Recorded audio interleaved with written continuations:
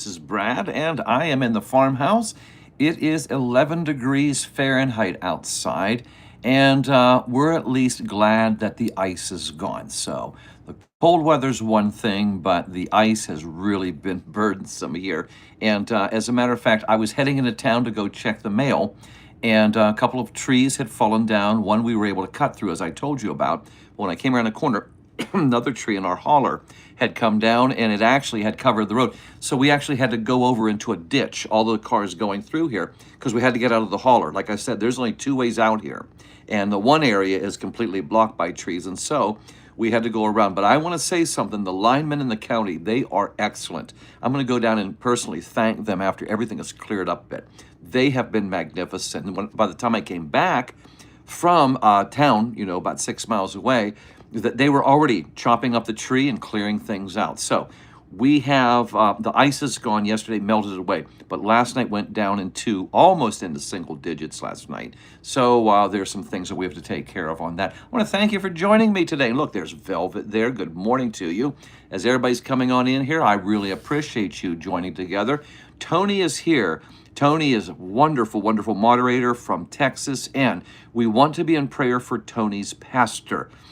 Pastor Cash has undergone some serious medical setbacks, and we're not exactly sure where it's going to go. But would you please pray for Tony's pastor, Pastor Robert Cash? He is a dear man. He is the pastor of Old Faith Chapel, source of Old Faith Chapel in Vidor, Texas. And right now they're not sure, but if I can say this in a way that Pastor Cash had written, the prognosis is not good. So would you remember, and Tony, would you be sure to put on Andrea's prayer list about Pastor Robert, and we'll be in prayer, okay? And so Tony's registering 20 degrees Fahrenheit over in Texas. Stacy says that it's 11, a frozen 11 here in East Tennessee. So we're matching you on that too, Stacy. You stay warm here. Stella Nico, good to have you here, and Nikki as well. I appreciate you. Link, nice to see your name back here. Very, very nice. And so the house is warm here, but had to have the water running last night. I've got to go out and make sure the batteries aren't dead on the cars and things. We're going to take care of that too. Well, here we go. And there's Chuck and Susie. Got your mug. The mug didn't come in yesterday. I think that the travel was prohibitive, and so I'm looking forward to today to seeing the new 2026 mugs that Brent is presenting to us, 2026 limited edition. Heaven Tour mugs. And so I'm looking forward to that. And then Chuck and Susie, I'll let you see that. But in the meantime, I'm more than well stocked with some good coffee here too. Kingsport is registering at 7 degrees, according to Cindy. My word. And so even we're getting down near freezing for Lisa in Space Coast, Florida at 36. Well, I'll tell you right now, with that, Lisa, I know that that's shocking to you, and there are a number of us here would like it to rise to 36 around here, but we're going to see what's going on, too. Brian is checking in. Thanks for your prayers, mother and father. Worry about them, my brother's death of pancreatic cancer at 37. And wonderful. Irish Brian, we have put that, I understand one of the moderators put that prayer request up on our national prayer list. We will continue to pray for your folks. Pray for you as well. And thank you so much for entrusting us to be able to go before the Lord and pray for and pray about that. And we know that our Lord can bring peace. Philippians 4:7 tells us we can have the peace of God that we can't even explain. Goes beyond understanding, and that's what I will pray for you and your family, okay? And I know that the loss is very, very deep, and I do say that. I don't say that lightly, because when I lost my brother, knowing he's in heaven, the grief was still very great. So, Brian, we will be in prayer for you. Peggy, good morning to you. And Paul, good to have you here again, Paul. Heidi from Wisconsin, good to see you. Brent is registering in at 15 degrees. So believe it or not, down here, Brent, we're actually colder than you are up there. I didn't realize that because Brent's over on the eastern shore, and that Atlantic wind blows across there, and it really gets icy and cold, and can really get bitter too. But I think it's going to be, raising a little bit here as we get going here today. We're understanding it's going to get around 40. I'm just glad that the ice melted away, because it was dangerous. And we had no reports of any wrecks within the area, so wow. So Elizabeth says, well, it's actually hot there. It's 16 degrees. Wow. So Amy, staying warm. Yeah, we are warm here. This little country house is really, really good. The shiplap might hold some stuff in. I don't know, but we're staying okay. I went outside to get some chores done, and it is bitter, but we're okay here. So thank you for asking, Amy. Let me see. Well, there's Miss Virginia. Thank you for helping out. Another one of our very faithful moderators. I really appreciate you very, very much. And let's see. Miss Tricia, blessings upon you. Here with the wind chill, Miss Tricia is registering. She's in Michigan, 7 below. Oh, my. This is the day to stay inside. And if you're going to do some baking, take care of that. If you got anything going around, one of the days when we got real brutal weather, I was in this particular room and I said, I'm just going to start cleaning. And I had a desk over there, believe it or not, through the years after moving here. And I filled up a trash bag with just old receipts and old stuff, everything. And so just took advantage of it, And so this might be the day for you to do that as well. Johnny's here. Good to see you, Johnny, from the Pittsburgh area. Glad to have you here. 6 degrees, North Carolina, West Jefferson, says Loretta. Wow. Oh, Heidi, yeah. Here's what happened. Smokey, our biggest feral cat. The only thing we can think of is when we had a transformer go out, the way I'm pointing, it's right out through the front of the house, a transformer went down. We had a number of different, what would you say, the different trees coming down, branches, trees, and it knocked down some power lines, and they came in here. But the noise was monstrous, and our guess is that Smokey Joe, our biggest feral cat, was terrified. The other two were in the back, way in the back, in the barn, something like that. And so the only thing we think of is he got terrified and actually jammed himself through the entrance to our crawl space underneath, even though we have it sealed. We think he pushed through and the door closed back on him. But he was so terrified, he wouldn't come out, but he was crying.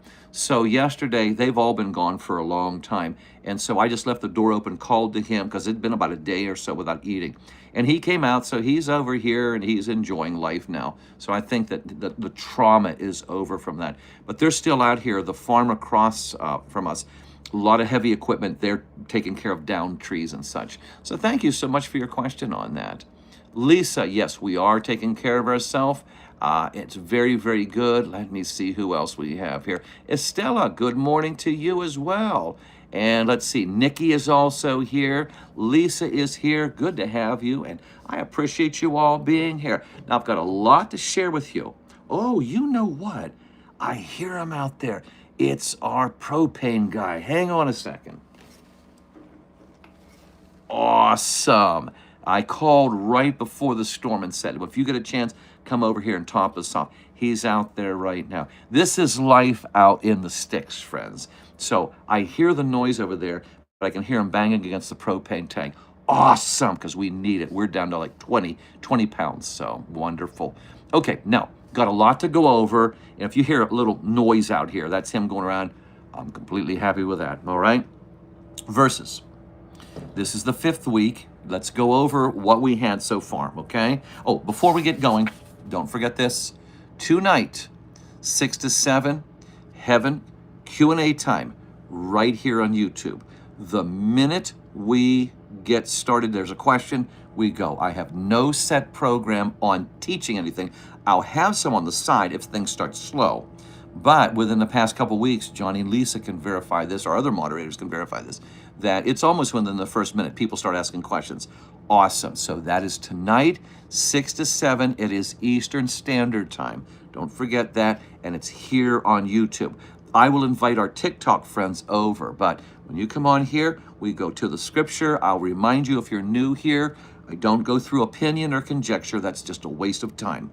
All right, we're going to go right in there, and this is exclusively heaven questions about God, God's kingdom, the book of Revelation, the prophecies like of the new heaven and new earth in Isaiah 65 and 66, along that line, what we will be like, what God will be like, what will the New Jerusalem be like, things along that line. That's tonight for 60 minutes here, 6 o'clock, okay? All right, now, let's go over the memory verses. We start off the year, And we had gone in Psalm 19 and verse 14. Let the words of my mouth and the meditation of my heart be acceptable in thy sight, O Lord, my strength and my redeemer. Following that, we went into the deity of Christ, in which Christ himself says, Revelation 22 and verse 13, I am the Alpha and the Omega, the beginning and the end, the first and the last. And then the third week is going to be 1 John 4:19. And that is, we love him because he first loved us. And then the next week following that, 1 Corinthians 10:31, and that is, whether therefore you eat or drink or whatever you do all to the glory of God. And this week is John 14:6. This is so very important for us to remember. John 14:6, because we have had people say, well, just anybody can make it. Well, it's like this. I want you to think about this. Since we have the propane guy out there, what if he came over and said, gas is gas, we're going to put natural gas in to your facility? It's not going to work. It has to be specific or it's dangerous. So those that will come on here and say, everybody makes it, it doesn't matter. It certainly does. That's why John 14:6 is so very, very important. When Jesus himself says, here's the quote, Jesus says to them, I am the way, the truth, the life. No man comes to the Father but by me. John 14:6 is this week's memory verse, okay? Hey, please let me know in the comments if you have been staying up on it and you have all 5 memorized. I'll trust you. You say, hey, yeah, I've been able to memorize all 5. And somebody, tell us in the comments, have you been sharing these things? Maybe have someone coming over and you're saying, look, I'm going to go ahead and I'm going to recite this. Would you take a look at this? And then you have it written on the back. I don't have mine on the back here, but they're looking at it, and this is an unsaved person, and they're going to have a chance to see the scripture as you're going over the memory, okay? And so, anything along that line, let us know, encourage us, okay? Very, very powerful. Okay, now let me see. I think there might be, don't forget, okay, as we said, this is tonight. What else did we have? I think we got it. Well, let me give you 2 things. Oh, I know what the reason why I wanted to move on time, because there are 2 lessons I want to share with you today. One is because it's time appropriate, because it has to do with the conditions out here, all right? I want you to follow this as we move our way into Revelation chapter 2. This would be kind of a supplementary teaching here. And I want you to write this down, okay? Because it's very, very important. Whenever I went outside, it was 11 degrees today, and there's one thing I have to do with the pickup and the Honda CR-V. I've got to start them. I've got to putter them around because the pickup's been sitting in the cold for about 3 days, maybe 4, without us driving it. So I've got to get there, make sure the battery's okay, get things moving around. So I'll probably take it down to the dump, and then also in town to go to the post office afterwards. All right, it's very important that I get this going. So let me tell you something here as an illustration to help you understand. And I want you to mark this down. James 1:22 is where I'm going to go on this too. There's a number of verses, but for the sake of time, I'll just give you one. Years back, I'm trying to think of how many years this will be. It's almost coming on 4 years now. That we were, my father-in-law was staying with us. We were taking care of him. We gave him the downstairs, we kind of jokingly called it the man cave. And he was down with us in his final year before he had stepped into eternity. Robert was a Christian. He was very dear. He was closer to me as a father than my actual stepfather and my dad was, because my dad abandoned our family and such. And the only reason I tell you that is Robert's very close. Some people have a problem with their in-laws. We did not. So he was staying with us. And when he passed, the grieving in the house was very, very deep. My wife is an only child. And so as I grieved, it was nothing compared to her in losing her dad. Her mom had passed away earlier in the year, but from a lingering illness that had been going on for over a decade. So that was expected. Robert, it wasn't. And the reason I tell you that is there was a deep grief. And so his pickup was outside. Before his passing, he bequeathed it to me. And so signed it over, and it was a wonderful gift. An older pickup, 2000 Ford F-150. Now, the reason I tell you this is we didn't move the car. We just couldn't. We couldn't move it. It sat in the driveway through the months. I mean, all the way through almost 8 months. Didn't move it at all. I mean, didn't even adjust it in the driveway or anything. That just couldn't. So finally, when we got to the time of the next year, he passed away in December, and then about September, I thought, well, I got to move the car for one thing or another. We lived in Oak Ridge, Tennessee. When I did, you immediately could tell something was wrong. Take it to the mechanic, good friend of ours, and he said, "Well, Brad, here's a problem. You've let it sit so long, the axle grease has pooled, the oil has pooled, Pool, into there. And it's also because you've not been lubricating it, the seals on the axle have dried and rotted. Oil has leaked into the braking system, it has gone into the steering wheel. In all, this, for me not moving it, ran us about $800 to have things fixed. Okay, why? Because it sat still. Things started to rot. I go out here and I see I've got to get the car moving even after a few days. We've got to see if the battery's there. If not, I've got to jump the car. You've got to keep it moving. And I thought about this morning as I go out there in the cold, and I thought, isn't this the way that our Christian, our generation is? We have a number of people who, since COVID, have relegated their whole Christian life to sitting on their rear ends, to being in their house. Well, I'm taking in live stream, and, I'm doing this. And so I'm all secure in my time with the Lord, but there's no activity. You've not done one thing to talk to a neighbor or a relative. You've not expressed, I've told you, the treasure of your outreach on your social media. No, it's more important that you would show what you're eating at some place, which I never understood why it's so important for people to show. I'm not making fun of anybody.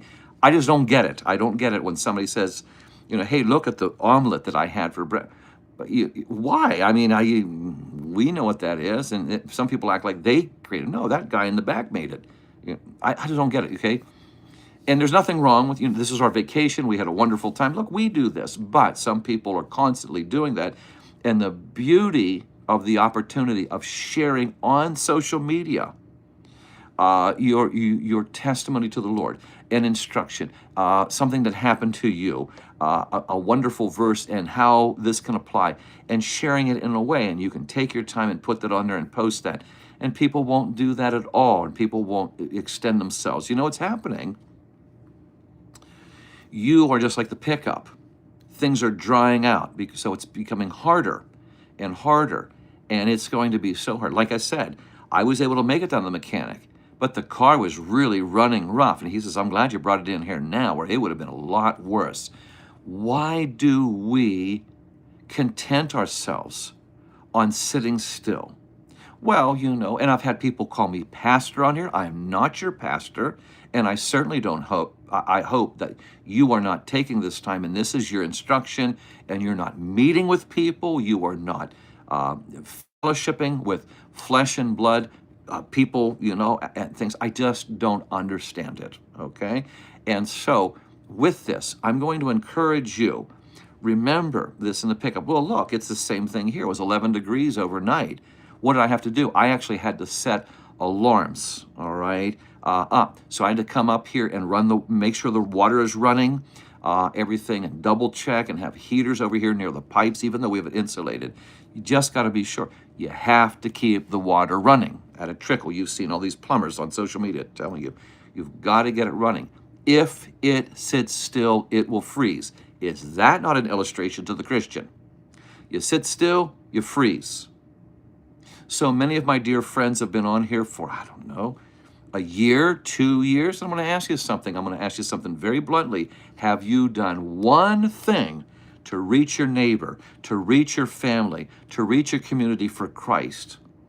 Would people, if I was to come to your town and say, and refer to you as a Christian, and the people in your town go, really? Well, I had no idea they were a believer. Would that be it? Okay. Or what do you do in your congregation, in your assembly? Sitting back and taking it in? Well, that's when we call people overweight, when they're taking in and they're not giving out and they're not exercising their faith. All right? So I want you to think about this very clearly. Water sits here at this thing. If it sits still, it freezes. Truck out there, it doesn't get moving, we have problems with it. Christians that sit still and just run their way, couch potato existence, the Bible tells you, here's the verse, James 1:22. And James, I love this book. This is a kick in the head book. It gives you this. I tell people, this is really the unofficial title of the book of James. You're a Christian? Let's see it. Okay? Doesn't say that works earn your faith, but works will show your faith. Once again, the unofficial title of James. Oh, you're a Christian? Well, let's see it. James 1:22. Be ye doers of the word, not hearers only. Oh, it's great to be a hearer of the word, such as the congregation in those days. We're hearing it from a preacher and things like that. But you're to be a doer as well. James 1:22. Would you be a service? Okay, thank you. Loyalty. What's the problem? Would you say that to a cripple?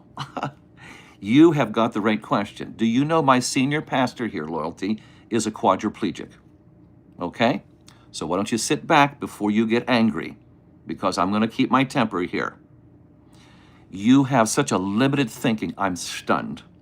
You have no idea. Johnny Erickson Tata is also a quadriplegic. She has a worldwide ministry. Bobby McCoy is a quadriplegic. Oak Ridge Baptist Church, my senior pastor. This man will put other pastors under. So how dare you limit people that are physically unable to move and say, oh, they don't have to do anything. Bobby McCoy would be the first one to get on your case right now and say, what are you saying? I can't do it? I can't serve the Lord? So let's grow up. Let's start thinking about what you're saying before you start going on there. I'm very, very bothered by that statement. Why would you even say that? My goodness, a large percentage of the people that we have on here right now are crippled, and they are outgoing. Dave, Honeyman and Ma'am, met me down in Bradenton. They could barely make it, Dave could barely make it into the pavilion where I was speaking. This man is so active in the ministry in Bradenton, a giving heart, a loving heart. I could go on with people who are physically infirm. We'll talk about our moderator here, Tony. Tony's not going to be embarrassed. The first time I met him in South Dayton Baptist Church, he was on a walker, two canes, barely able to come across to the stage to talk with me. This man is one of the most active men in his church over in Vidor, Texas. So why don't you expand your heart and mind, Loyalty? Would I say that to a cripple? I say it all the time to people that are limited on that. So come on, grow up. All right, now the second thing I want to share with you is in Revelation chapter 2. We've got some time right now, and I have about 8 minutes before we get to our Q&A. I just wanted to address that because that's a very naive statement or a very limited statement, and I'm not going to pour up with that kind of stuff. Limiting people because of their physical infirmities. See them all the time. My goodness. I want you to look up Oak Ridge Baptist Church. You look up Pastor Bobby McCoy and see the massive work that he's done. He's a quadriplegic, my friends. Paraplegic, you have the loss of 2 limbs. All 4 have been compromised from a wreck. And he is one of the most active, and I can bring my wife and my kids in here, everything, and the people of the congregation will tell you he's probably one of the most active men within that area. Is doing something all the time. So we're not going to have excuses, and this is from the community of those as well. So let's be very, very careful on quick words like that. Revelation chapter 2. I'm going to read this to you, and we're going to jet through in 7 minutes the opening of our next part in Revelation. Ready? Take your notes down here. Second part. To the church of Ephesus, my translation today is going to be in the Legacy version. To the angel, which means the messenger, which can mean the pastor. Angel literally means messenger. Angelos means messenger. It can talk about a celestial messenger or an earthly one. So this is saying to the pastor in Ephesus. Right, this is what the one who holds the 7 stars in his right hand, the one who walks among the 7 golden lampstands says. To Ephesus, this church. Ephesus was known as being very hard driving because there was a lot of evil. This is a fantastic seaport. There on the Aegean Sea, money rolling in, very successful seaport city. And outside there was a temple. Artemis, I believe the Latins called it the Temple of Diana, which was actually the first banking system that we know of in history. The temple had over 120 columns, magnificent, considered one of the seven wonders of the ancient world. And it was so huge and protected and highly regarded among those in their own thinking. They would say this: your money is not only protected by our guardianship and this incredibly thick building, but the gods of the world will also go after anybody that tries to break into it. So they actually had a banking system there. This Ephesian church had a lot of work to do, and they did. But I call this the nevertheless situation. With everything that we're going to look at in these next two chapters before we step into eternity, may we regard how does this apply to me? And this is the way we look at it. Ready? I know your deeds, your toil, and your perseverance, that you cannot bear with those who are evil, and you put to the test those who call themselves apostles, and they are not, and you found them to be false. Okay, so these people here, this congregation, this assembly, they're really good finding the fakes. Somebody coming in, oh, God spoke to me, and they're able to, in whatever way, they're able to say, or God told me to tell you this, because there were a lot of charlatans going around, a lot of con men. Oh, I'm also an apostle. Hey, I knew Paul, all liars and everything like that. Well, they're able to, and they're consistent in doing this, okay?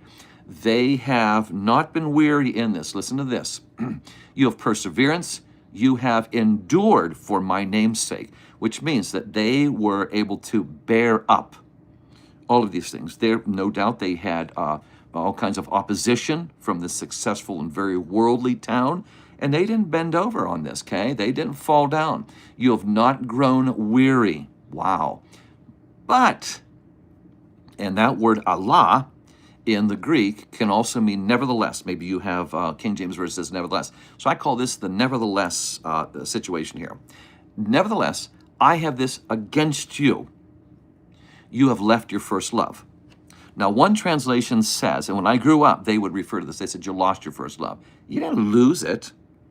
You know right where it is, the first love. You left it. The Greek word is aphiemi. Aphiemi. If you want to transliterate it and write it down, in English, it would be A-P-H-I-E-M-I. A-P-H-I-E-M-I. Aphiemi. Which literally means, it's a compound word, which means to move away from, or even more so, to cast away from, push away, to the base man who would actually, in those days, push his wife out in divorce, get her out of the house. We've talked about this historically, how terrible this was. That's really the same word. Push him out.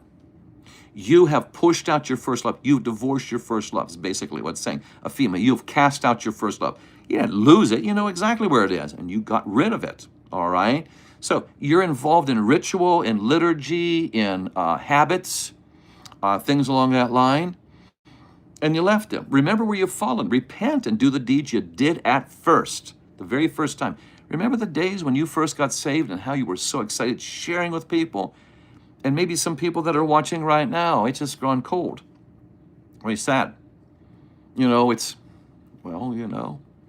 a veteran of the faith, and people are saying, wow, yeah, that's you really show an excitement in Christ. Okay, what happened? Well, you got involved in so many things and just lost the intimate walk with the Lord. It's very, very sad here too.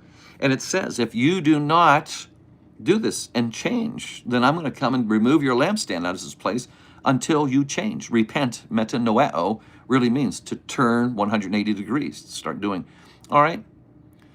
Now, as I'm watching the clock, because I know I'm running short, I'll give you this real fast illustration. Every time I see this passage, I remember this. Little church up on the Eastern Shore. I was probably about 14. I believe it was a New Year's or a New Year's Eve. I can't remember. I was 14 years of age. And we had some sort of a New Year's watch night service. That's what it was. That's right. For some reason, our church said, we should have a watch night service and just stay all night, because after all, keep people from doing things. And we were just absolutely dog tired. I mean, I think everybody showed up at 9 o'clock and we didn't leave till like 3 the next morning or something like that. Everybody's just absolutely, just trying to figure out stuff to do. 6 hours just, there in the church, a little country church. And so at a certain time after midnight, we all went downstairs into the basement of the church and had a potluck. The ladies had organized and everything. So I'm sitting by myself over on the side. I guess my buddies went over to get something, or else they just went to talk to somebody. So I'm sitting by myself eating over in a corner, and the ladies are right around the corner here, and they're all in the hallway, and they've kind of ignored my presence there, and they're talking among one another. Middle-aged ladies in late 30s, 40s, maybe even 50s, and they're there, and they fold their hands, and I don't see any joy, but I'm sitting here eating whatever, fried chicken, macaroni and cheese, all that kind of stuff that you'd have at a potluck. And I hear them talking, and somebody goes, "Wow, we got this one over with." This is the way they talk, okay? This is an assembly of believers to celebrate the Lord for the new year. And they go, "We got this over with. We'll clean up and everything." And I just noticed there was no joy. And somebody says, "Yeah, well, you got to get ready for the next thing coming up is Valentine's. Got to get that ready. We're all going to do this." And somebody goes, "Well, then, we've got the spring, coming here, and there's Easter. We got that banquet coming." Well, they start listing them with this expression, this cynical conversation. And I wouldn't be saved for 3 more years. But I became very depressed. And I really thought, is this all it is? Just a rotating, they just act like we got through this past year, and here we go into the next year, and it's just ritualistic. And I became very, very distraught by this. Is this the Christian walk? Is just a series of activity? There's got to be more than this. And of course there is. But this is like the church in Ephesus. We're just doing it, Was Jesus in here? Oh, yeah. We've got something. We have a celebration for Jesus and everything. You lost your first love. Is the joy of the Lord your strength, as Nehemiah says? Do you have that? Did we walk away? Before we step into the joy of the future, do you notice how many people, like even tonight, are going to ask, what's in it for me? Watch this. Even during our time of this, it is okay to ask certain specifics, but you notice the dearth of people saying, how will I celebrate Christ in heaven? What will it be like to walk with him? What will he be like? Christ-centered questions, God-centric type conversation is very minimal in the 5 years that we've been on here too. And I'm not saying you're not allowed to ask a question of otherwise, but also you will watch that people are thinking, well, heaven's just kind of like, a grand vacation, an eternal vacation, an eternal Dollywood or Disney World, and we're just all going to be there. Of course it's going to be, wonderful and exciting and everything. Where did Jesus go? See, I wouldn't be comfortable in going to somebody else's house and they say, well, I'm not around. But the reason I came is to see you. I don't care about the structure. Well, we have dogs there. You can play with them and pet them, and there's a couple cats. Take care of them. That's not you. Now, there are people, now I can tell why some people become very frustrated with the idea of heaven, because they've not considered the walk with the very best friend in the universe that you can have, and the joys of Ephesians 2:7, of the kindnesses and such like that. So may we think about that. I'm over time. I could talk some more. We'll talk some more about this tomorrow too, okay? Well, let's get going here, and let's go to our questions. If you have a question right now, let's get ourselves started. I'm going to move on down here. Let's take a look. I'm going to move on down and get started. Looking around. Lion, still a lot of con men. Oh, yeah, Kenneth Hagin. What's that thing about, he says he's telling God he's going to live to 120, and then he buys himself a jet, feels he deserves it because in commercial airlines are full of demons, and then this one man says, nobody leaves the building till we raise $10,000. Yeah, there's a lot of con men there, just like there's con men everywhere. You have to put, and that's what's so important for us to be able to point them out. And maybe if we're going down the line and doing the right thing, it will expose the wrong ones so very clearly as we're moving along in our ministry. But the thing is, a lot of people are still sitting in the garage, even though your car is capable of going out. And so you're not to be able to aware of the things in activity, how you can point people out too. Okay. Let me see here. Thank you for putting up the list of books. Let me see. Moving on. Yeah, the next book that's coming out is Heaven and Discipleship. Working on that this weekend. I'll be doing a little bit more today. It's going to be something else, getting right into it as well. Okay. Oh, I see we have some people that are coming in here trying to do some attacks. Well, it ain't going to happen with our people here. If you have a question, ladies and gentlemen, we're more than happy to go in here. But if you're going ad hominem or if there's profanity and things like that, you're being juvenile. Just come on in here and talk, okay? Isaiah 118. Let us reason together. So if you have a question, now don't see, and here we go. Okay. Tricia says, I love sharing God's word and everything I learn. Sometimes the people I share with make me feel like I'm spreading the plague. Breaks my heart that they haven't experienced God's forgiveness and peace. Yeah, I find that. And I also remember, like in North Carolina, when the one man, I was able to sit with him when I was interim pastoring in my office, and when Stuart saw salvation, I rarely see the excitement. A man's probably about 42, 43 years old, and he looks at the floor and he goes, I understand. I understand. Quote, the clouds have lifted. I get it. What do I have to do, Brad? He came to Christ, and he was the most active and on fire person in our little church there in North Carolina that I'd seen in many a year, and especially among the congregation. A great encouragement. Went out and bought the biggest Bible he could get. It was just amazing. And it just energized everybody. He was just constantly asking questions and wanted to help out with the college and career group. Yeah, it was amazing too. Let's see. And if you did come in late, this is all archived. You can go back and see what we did starting, okay? TJ, Aphiami, it is, this is going to be transliterated into English. Aphiami. Let me write it backwards here. I have a reverse screen, but I think I can get away with it. Kind of taught myself how to write backwards for this through the years. Aphiami. Aphiami. This would be the word, aphiami. All right? Now, aphiami in Revelation chapter 2, and that is going to be in verse 4, that you have pushed away. You have left your first love, not lost it. You have cast out your first love. It's very heartbreaking, very, very heartbreaking. Okay. Let me see. In 1 Corinthians, where did it go? I see EJ, where'd it go? There you go.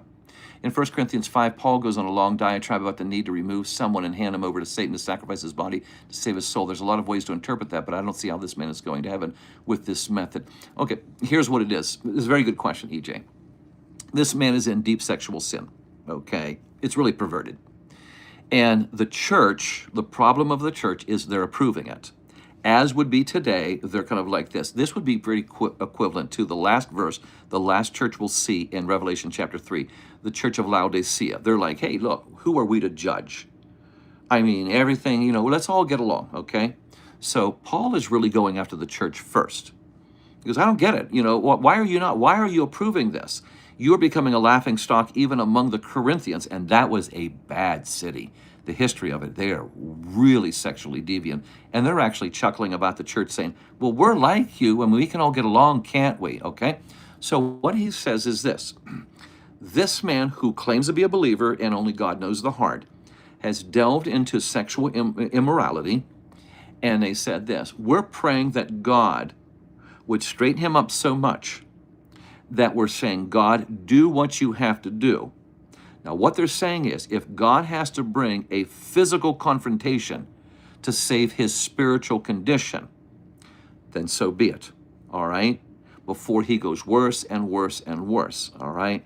And so in that, they're saying this. Now, when we go over to 2 Corinthians, that man is mentioned, that they did take Paul's instruction. And he came around. As a matter of fact, they almost went too harsh on him. And Paul goes, whoa, whoa, whoa. We can talk about that later on. But they actually said, look, we'll do it, Paul. We'll go right after him, and maybe we'll toss him out of the church, and maybe we'll do it. Paul goes, wait a minute. The man's repentant. Okay, work with him, So that's basically what they're saying is, they were saying, well, everybody can do anything they want. Flesh, spirit, everybody's got to get along. No, Paul goes, no. So he lays it out there too, all right? It's not meant to bring him to salvation as far as doing that's going to get him saved. No, you are correct. This does not bring this man salvation on there. Tricia says, Revelation 8:3, the saints' prayers thrown back to earth with the sense of the wrath of God is connected to these prayers. Oh, absolutely. Absolutely. The prayers of the saints through the ages, from the time of Job. When will God be justified fully? Okay. And those prayers come out. And as you see in Revelation chapter 10, when everything has been prepared, and then the final, and then no more delay whatsoever. But this starts off in Revelation chapter 8 in the recognition of the prayers, which gives us encouragement as we pray, thy will be done on earth as it is in heaven. Lord, bring your justice, bring your justice. Revelation chapter 6, Lord, bring your justice. It starts off, absolutely. Yeah, EJ, absolutely, on there. And if I didn't go in the direction you were asking, just keep asking here, okay? Yeah, let's see. Brown, absolutely. Very relevant in these times. It is important because here's what's happening. With the unrest in the world, we even had somebody come on yesterday, tried to foment something politically, just jumped on in. See, there are people that are very, very agitated, and it's going to come. People are going to be very, very agitated with just for who you are, Christians. Well, rather than saying, who do you think you are, and then just start running away, take the advantage. You'll see me say this many times in the comment section. I say, you seem very troubled. And there's a good percentage of time somebody goes, this is why I'm troubled. Oh, well, let's talk about that. You don't need to go ad hominem, okay? You don't need to go after the person. Talk about the problem. And in more occasions than one. You've seen it this past year. We had somebody about a month ago, and they came on, and they really were going the wrong direction. Whoa, calm down. Let's talk about this. And they said, you know something? I came out of this situation, and I'm just confused. Yeah, I'm sorry. I got a little bit emotional. I would like to talk. And ended up, it was a very, very productive time. So let's be prepared for that. Very relevant that we are capable. And that's when I talk about this in James 1:22, to be doers of the word, not hearers only. When somebody comes to you and says, I've lost a loved one, what does Bible say about judgment? Show me in the Bible. I don't know. Wait a minute, how long have you been a believer in that faith? A couple decades, and you can't give me one verse? It's like what happened. I told you about this, and I was I had a midnight talk show back in Ohio. And at the end, we would have the equivalent of our lunch. The engineer was still at home, and he was preparing to get his own apartment, things like that. But he's still with his folks, and the whole family was there. So they're all gathered in there. And a sister who had gone through a divorce, she's there. She's in her 30s. Well, she comes around the corner, and we're all sitting there, and it's about 3 a.m. or something like that. And she comes around the corner. Their house is like all the time, it's all the time awake and everything. Well, she comes around the corner, and she sits down real fast, and she goes, oh, if you're so smart, just saying that, if you're supposed to be so smart, what's the third commandment of the 10 commandments, and where's it found? And I looked at her and I said, well, you're going to find the 10 commandments in Exodus 20. Third commandment, well, that's keeping God's name pure. Don't take it in vain. And she stopped and put her hand on the table, and she goes, wow, you are smart. Not smart. It was just, I happen to know that. And I thought about it. But to her, I got no question with you anymore. That's the first thing I found curious. But the second thing was, what if I didn't know that the 10 commandments were in Exodus 20? Or I didn't know that there was, the third commandment was that. And I realized there are certain things that every Christian should be ready to share from the scripture. Very, very important that we do that, okay? All right. Moving on. But what time is it anyway? Okay, I might go a little bit over. Okay. Aphiemi is the word here, Elizabeth. Aphiemi means you left your first love. Really, you cast out your first love. You pushed away your first love. That's a pretty harsh thing, okay? Doesn't mean you lost your first love. Aphiemi. It comes from apo and hiemi. And the first part, apo, means out or from. And then the second word means to actually push or cast. All right. Aphiemi, to cast away. All right. Tanya, thank you for the encouragement. Let's see. Trish, I pray often for people and even my kids that God will make their lives miserable, uncomfortable, or whatever he needs to do to hand them over to bring them to their knees. Be wrong to pray? No, that's known as an imprecatory prayer.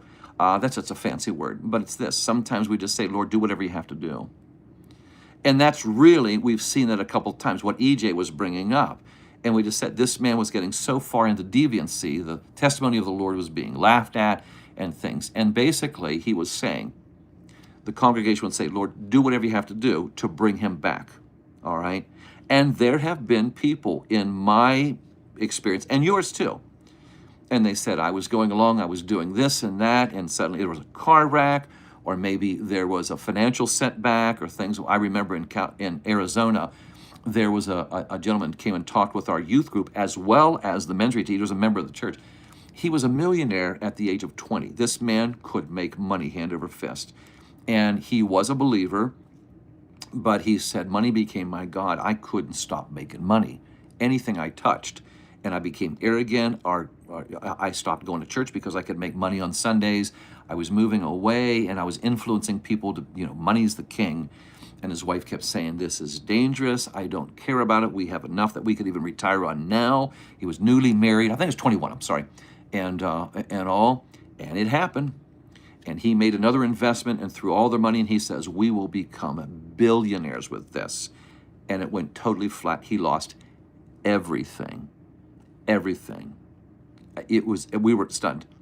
And as he's talking with us, he was working his way, but boy, was he was a leader, became a leader in a men's study and things like that. He says, I learned my lesson. He says, people were praying, bring Stephen down. Bring him down to reality. He is starting to wow, it was really powerful. All right. Let me see. Okay, it's time. Thank you all so very, very much. I think I got all of the questions here and I appreciate you all very, very much. This is a good time, and I hope that you took in. We really squeezed a lot in today. Revelation chapter 2, and I'll go a little bit more into TikTok just for a few minutes before we go over. So here's what happens. We're going to go on over in a TikTok. If you're not familiar with it, or if you haven't signed up, then I'm going to encourage you tonight. We will be over here, and we will be on right at 6 o'clock. I'll be right here, ready to go into our questions, and we'll just take it. There's no particular teaching there. It's just Q&A. If you have friends that say, oh, I've always wanted to ask a question about this, bring them on. Or I'd like to know in the Bible, well, this old guy's got something going on at 6 o'clock Eastern Standard Time, and then punch it in on your phone, okay? That's what it's for. It's an open forum, okay? All right, it's tonight. Don't forget, it's right here. Let's head over to TikTok, and we'll be on at 9:20. Moderators, thank you so much. Since I'm on the phone and not through the filtering of the laptop today, we had some people coming in, and I guess some people really wanted to go at it because I saw some moderators, taking care of some things. That is very kind of you. Thank you for taking care of that adjustment today. God bless you all. This is Brad here. Temperature is still, in the low teens, and I've got to go check the water before we get started. So thank you. God bless you, and Lord willing, we'll talk soon.